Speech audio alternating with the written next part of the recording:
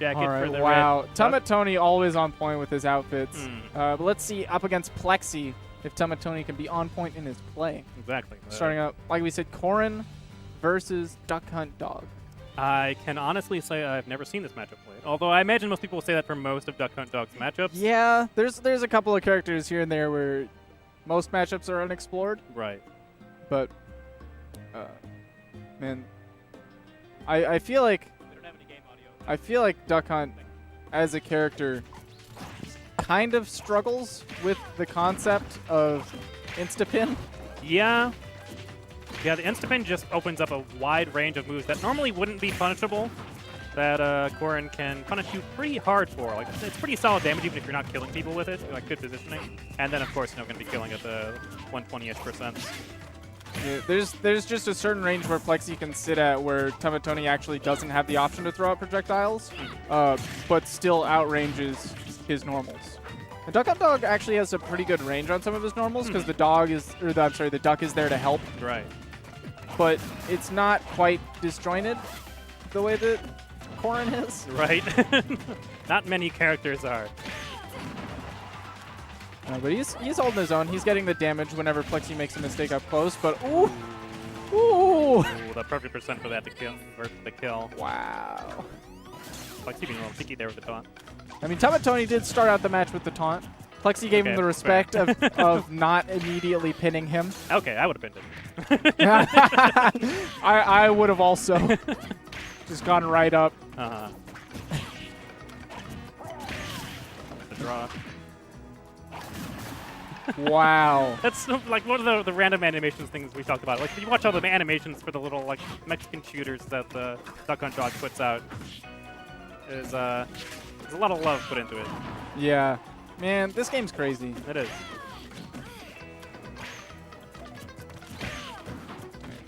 Come on, Tony at the magic %. Oh, and instant commentators.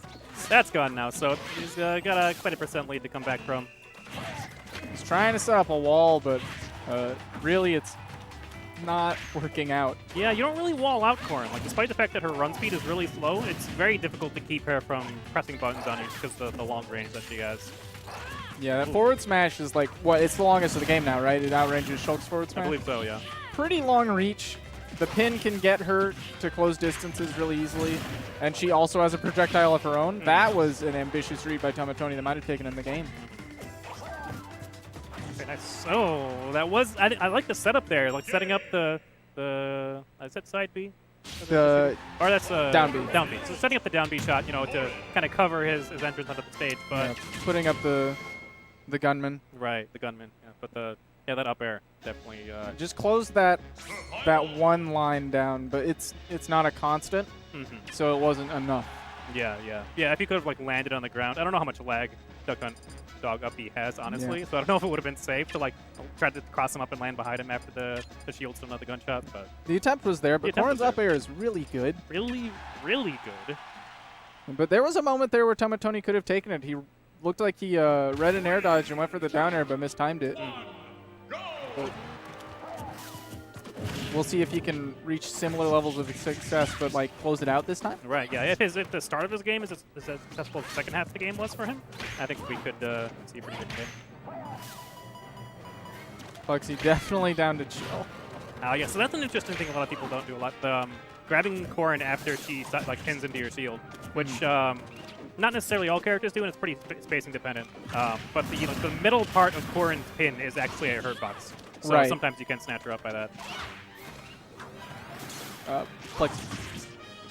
Yeah, it was. I remember right after Corrin came out, a lot of people were like, okay, the get up option is Corrin from ledge.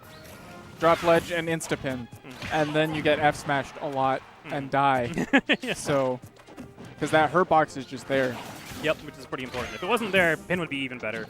It would kind of be nuts. It would be nuts, yeah. It's already like, it's just like a tad nutty, just like the slight seasoning. Yeah, hint of nuttiness. But not quite the cornerstone of the meal. It would be more of a cornerstone of the meal.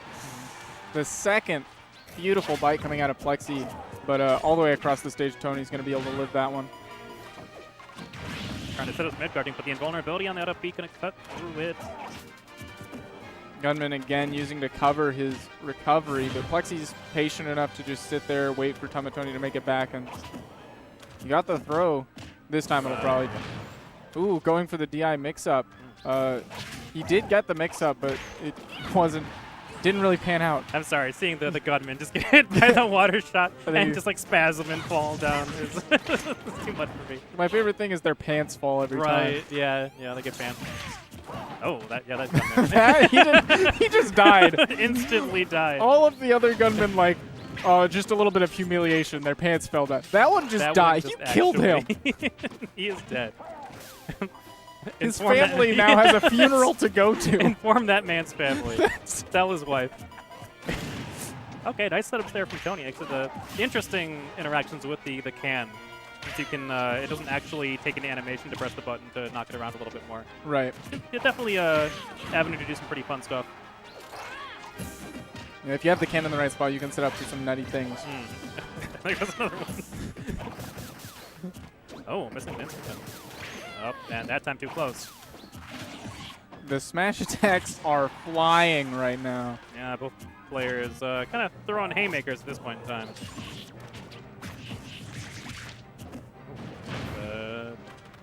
Multi-tap falling through. Ugh, just outside of range of that bite. Oh, that would be not punished. Thank you, Dreamland, for the pushback. Wispy the goat. The goat. Wow, that can dipped so fast.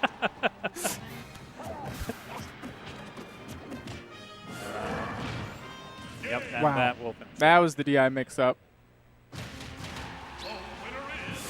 All right, wow. so yeah, Plexi taking it pretty solidly. Yeah, game one was pretty close. Tony could have taken it. Didn't quite pan out, and then Plexi had oodles of control game too. Yeah. Just took him a little bit to understand Duck Hunt as a character. Right, yeah. Which I don't blame him. Who understands Duck Hunt exactly. as a character? Not a very common pick. There's certainly people out there who know the matchup because there are really good Duck Hunts like Yusan. But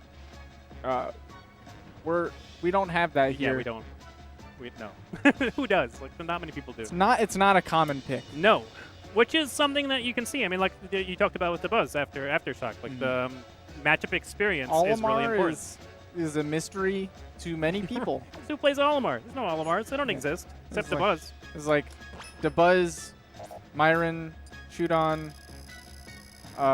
There's more that are Angbad, but they're all like spread out and nobody knows. Right, yeah. Nobody. There's not enough of them. Yeah. For people to like sit down. There's not like a Olimar community at large. It's just we're a couple of guys. Yeah, I'm sure there's Discord out there somewhere, but not like a.